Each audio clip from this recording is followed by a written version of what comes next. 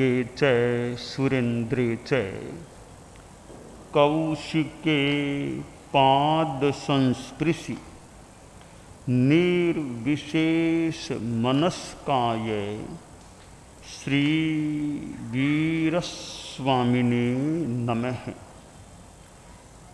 आयारो आगम में कहा गया है, एस मरणापमुच्चय, मृत्यु से यह व्यक्ति जो आत्मदर्शी होता है मुक्त हो जाता है। इस संसार में मृत्यु भी एक भय का स्थान होता है। मौत की विभीषिका आदमी को दुखी बना सकती है और मौत पहले जन्म, फिर संसारी अवस्था में जन्म मौत, जन्म मौत, लाइफ आफ्टर डेथ, मृत्यु के बाद फिर जीवन की बात संसारी अवस्था में हो जाती है। तो मृत्यु से जो मुक्त हो गया वह जन्म से भी मुक्त हो गया। कि जन्म होगा तो मृत्यु भी होगी, और मृत्यु से मुक्ति मिल गई है तो फिर अपने आप यानी स्वतः गम्य है कि जन्म से भी छुटकारा प्राप्त हो गया है। अब यह छुटकारा किसे मिल सकता है? निष्कर्म दर्शी, आत्मदर्शी, मोक्षदर्शी जो होता है, राग और द्वेष का जिसने क्षय कर दिया है, वह व्यक्ति मरण से हमेशा के लिए प्रमुक्त हो जाता है, विमुक्त हो जाता है, छुटकारा प्राप्त कर लेता है। भगवान महावीर का निर्वाण हुआ, यानी मृत्यु हुई थी, और निर्वाण इसलिए कह दें कि अब आगे मृत्यु नहीं, आगे जन्म नहीं, इसलिए वह मानो निर्वाण है। हर किसी की मृत्यु को निर्वाण कहा जाए या न कहा जाए, पर जो मोक्ष में आत्मा जाती है मृत्यु के बाद, वह मृत्यु निर्वाण की संज्ञा से बेधड़क अभिहित की जा सकती है। तो भगवान महावीर का जो महाप्रयाण हुआ, मृत्यु हुई, वह मृत्यु मानो निर्वाण हो गया, क्योंकि उन्होंने राग द्वेष को जीत लिया था। 24 तीर्थंकरों में अंतिम तीर्थंकर हुए भगवान महावीर, और कितने कर्म उनके निर्जीर्ण हुए, कितने कर्म उनके लगे हुए थे, और लगभग 12.5 वर्षों तक साधना की मुनि जीवन में, और राग द्वेष को समाप्त किया। यानी उनको साधु बनने के बाद करीब 12.5 वर्ष लग गए राग द्वेष को खत्म करने में। कितना बड़ा युद्ध है! एक युद्ध कितना लंबा चल सकता है। यूँ तो कई जन्मों तक भी चले, पर साधु बनने के बाद जब तक केवल ज्ञान जब प्राप्त हुआ या उससे पहले मोहनीय कर्म क्षीण हुआ, तब तक मानो एक प्रकार का संघर्ष चला, एक प्रकार का युद्ध चला, और वह युद्ध समाप्त एक सीमा तक तब हो गया जब परम प्रभु महावीर ने इस साधना काल में वैशाख शुक्ला दशमी को केवल ज्ञान को प्राप्त कर लिया, केवल दर्शन को प्राप्त कर लिया।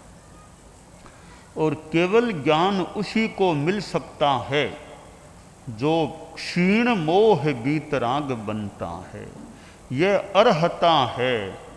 जब तक क्षीण मोह बीतराग नहीं बनोगे तो केवल ज्ञान भी नहीं मिलेगा। या क्षीण मोह बीतराग बन गए तो केवल ज्ञान प्राप्ति में विशेष देरी भी नहीं होगी, बहुत ही शीघ्र केवल ज्ञान, केवल दर्शन और अंतराय से भी मुक्ति, निरंतरायता या शक्ति संपन्नता यानी अंतराय कर्म का क्षय भी हो जाएगा। तो राग द्वेष का क्षय करना एक पात्रता है, एक कसौटी है केवल ज्ञान प्राप्ति की, कि राग द्वेष का क्षय किए बिना केवल ज्ञान मिलता नहीं। राग द्वेष का क्षय होने के बाद केवल ज्ञान की प्राप्ति में विशेष देरी भी नहीं। दोनों ओर से नियम बन सकते हैं कि राग द्वेष के क्षय के बिना केवल ज्ञान नहीं। राग द्वेष का क्षय हो गया तो केवल ज्ञान होगा ही होगा, बहुत जल्दी ही हो जाएगा। तो आयारों में जो कहा गया है, एस मरणापमुच्चई, राग द्वेष को जीत लेता है वह फिर मृत्यु से भी, एक बार तो मृत्यु होती ही है, बाद में हमेशा के लिए वह मरण अथवा मृत्यु से भी प्रमुक्त हो जाता है। तो यह राग द्वेष को जीतने की साधना बड़ी बात होती है। एक लड़का सेना में भर्ती था और कहीं युद्ध हो रहा था तो उसको युद्ध में वहाँ मोर्चे पर भी जाना पड़ा। उसकी माँ थोड़ी वृद्ध अवस्था की थी और उसके मन में था कि मेरा बेटा विजेता बन करके घर में आए, मैं बेटे का मुंह देखूं, बेटे को आशीष दूं। पता नहीं युद्ध में गया हुआ है, कहीं देश के काम आ जाएगा तो उसका मुंह भी मुझे जीवित अवस्था में देखने को मिलेगा या नहीं मिलेगा। माँ की ममता।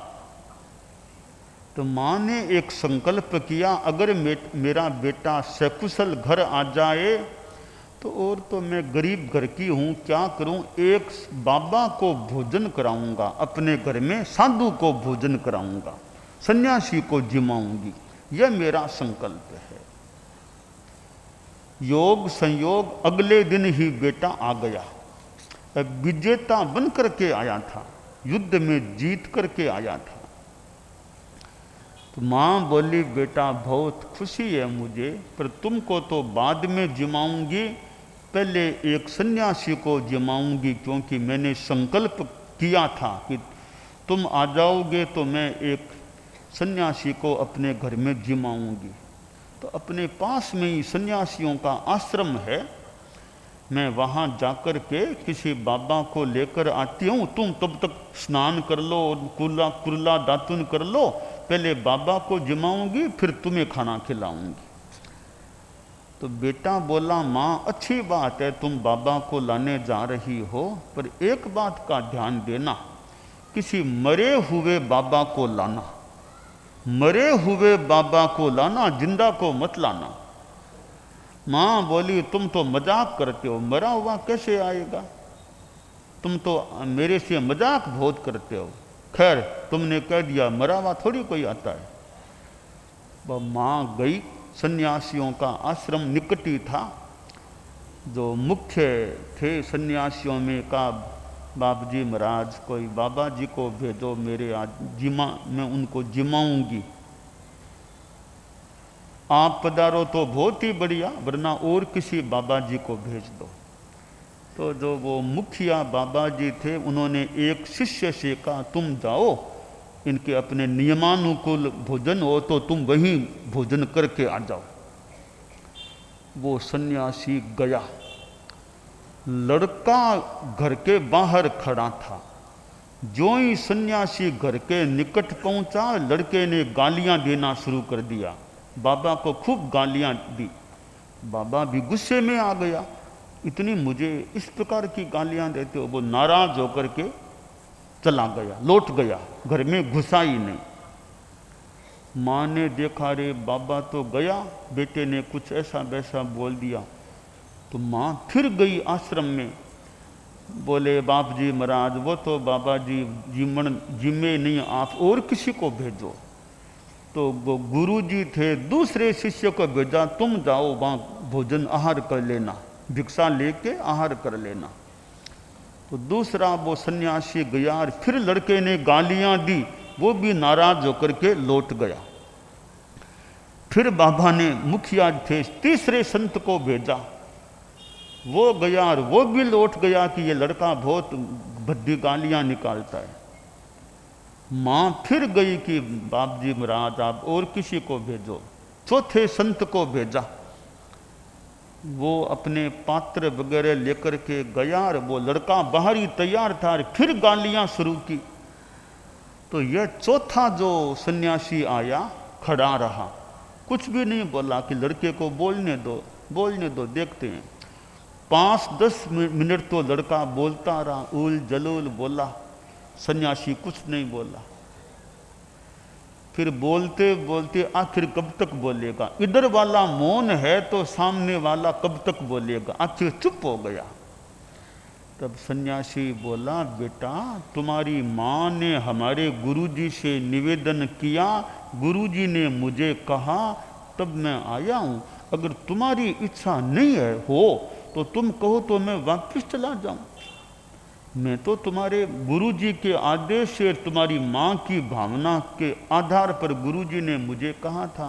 तो तुम्हें बुरा लगता हो ना तो कोई बात नहीं है, तुम्हारी माँ से बोल दो कि मैं चला जा रहा हूँ, देखो जैसे तुम्हारी इच्छा। लड़के ने सोचा, रे इतनी गालियां दी, ये बाबा जी गुस्से में नहीं आए। तो लड़का चरणों में गिरा, मस्तक रखा, बोला, बाबा जी गलतियों को माफ करो, आप जरूर पधारो, खाना खाओ, मेरी माँ की भावना पूरी करो। लड़का बाबा जी को लेकर घर में आया, बोला, माँ यह मरा हुआ बाबा आ गया है, मरा हुआ बाबा। माँ बोली, फिर तुमने मजाक शुरू कर दिया, तो चल रहे हैं, श्वास इनको आ रहा है तो मरा हुआ कैसे हुआ। तब लड़के ने बड़ी एक महत्वपूर्ण बात कही कि माँ याद रखो, मरा हुआ बाबा वह होता है जिसका अहंकार मर जाए, गुस्सा मर जाए, कसाय मर जाए, वो मरा हुआ बाबा। जिंदा बाबा वह होता है जिसको गुस्सा बहुत आता है, अहंकार का नाग फुफकारता है, ऐसा बाबा जिंदा बाबा होता है। यह मरा हुआ बाबा है। मैंने इतनी गालियां दी, कोई गुस्सा नहीं किया, बड़ी शांति से बात की, यह मरा हुआ बाबा है, इसको खाना खिलाओ। माँ ने बाबा को बहुत आव भगत से भिक्षा दी, बाबा ने बैठ के भोजन किया। लड़का ठेठ तक बाबा को पहुंचाने के लिए गया कि मरा हुआ बाबा आज हमारे घर में आया था। पड़ोस में भी बोला, आज हमारे घर में तो मरा हुआ बाबा आया था। यह मरा हुआ कि जिंदा सापेक्ष बातें हो सकती हैं, पर जिसका कसाय मर जाता है, क्षीण हो जाता है, उसको हम क्षीण मोह बाबा कह सकते हैं। उस लड़के की भाषा में मरा हुआ बाबा कह दें। जिसको एकदम क्षीण मोह नहीं भी बना पर मोटा मोटी गुस्सा नहीं आता, शांति में रहता है, संत वह होता है जो शांत होता है। जो अशांत है, उग्र है, या तो वह संत है नहीं, संत है तो संतता में अभी और साधना की अपेक्षा है। कुछ कमी है। आयारों में जो कहा गया ए स्मरणापमुच्चयी, यह राग द्वेष को जो जीत लेता है वह साधु मृत्यु से, मरण से भी मुक्त हो जाता है। राग द्वेष को जीतने की प्रैक्टिस की जाए, अभ्यास किया जाए, साधना की जाए। यह प्रेक्षा ध्यान की साधना है। प्रेक्षा ध्यान कल्याण वर्ष चल रहा है, तो प्रेक्षा ध्यान भी इस प्रयोजन से करें कि मेरे राग द्वेष के संस्कार प्रतनु पड़े, कमजोर पड़े, मेरा कोह मान माया लोह यह कषाय प्रतनु हो, गुस्सा अहंकार माया लोभ मेरे क्षीण न भी हों तो कम हो जाएं, कृश हो जाएं। ध्यान की साधना इस उद्देश्य से की जाए, प्रयास किया जाए तो कदम आगे बढ़ सकते हैं वीतरागता की दिशा में। ये अनेक प्रकार के शिविर, भले संस्कार निर्माण शिविर हो, अच्छे संस्कार आएं, और सघन साधना शिविर हो जिसमें एक बहुत संयम युक्त शिविर की साधना हो, और फिर उसमें बाल पीढ़ी के भी हों और युवा भी हों। तो ऐसे बच्चे और युवा अगर सघन साधना संयम की करें तो बहुत अच्छी बात है। साधना हो कि कैसे इस आज के भौतिकतावादी माहौल में, आज के इस सोशल मीडिया को मैं कोई बुरा नहीं कह रहा हूँ, इतने भौतिक जो यंत्रों का, टेक्नोलॉजी का युग है, इसमें भी कुछ दिनों तक संयम रखना। और फिर बच्चे अगर मन पर कंट्रोल रख लें कि 9-10 दिन 8 दिन भी मोबाइल का बिल्कुल उपयोग न करें, लैपटॉप कंप्यूटर आदि का उपयोग न करें, संयम रखें, टीवी भी नहीं देखना साधना काल में, तो बहुत विशेष बात यह कही जा सकती है। तो यह शिविरों की जो साधना है वो भी हमें निष्कर्मदर्शिता की दिशा में आगे बढ़ाने वाली साबित हो सकती है, सिद्ध हो सकती है। शिविर की साधना कराने वाले अच्छे ढंग से कराएं, निरीक्षण करने वाले भी ध्यान रखें, व्यवस्थापक भी आध्यात्मिक देख रेख रखें, और निर्देशक हैं उनका निर्देशन खूब अच्छा बना रहे, तो मार्गदर्शन भी अच्छा बना रहे, तो कई बहुत यूँ विकास भी कर सकें तो कर सकते हैं। तो यह राग द्वेष को जीतने की जो बात है, बहुत बढ़िया बात है कि आदमी कसायों को जीते और इस मनुष्य जीवन में आपको पैसा मिल जाए, एक भौतिक उपलब्धि वह हो सकती है, और कोई चीज़ मिल जाए भौतिक, वो एक ठीक है मटेरियल उपलब्धि हो सकती है। पर इस मनुष्य जीवन में जो अध्यात्म की साधना हो, आत्मा की आराधना हो, वह अपने आप में विशेष बात हो सकती है। तो यह आयारों का जो सूत्र है कि एस मरणापमुच्चयी, यह निष्कामदर्शी साधु मृत्यु से, मरण से भी मुक्ति को प्राप्त कर सकता है। तो भगवान महावीर जैसे महापुरुष जो मृत्यु से मुक्त हो गए, गौतम स्वामी जैसे महापुरुष जो मृत्यु से मुक्त हो गए, और भी कितने केवली आत्माएं मृत्यु से मुक्त हो गई हैं। तो हम भी मृत्यु से मुक्ति की दिशा में आगे बढ़ने का प्रयास करें, यह कमी है।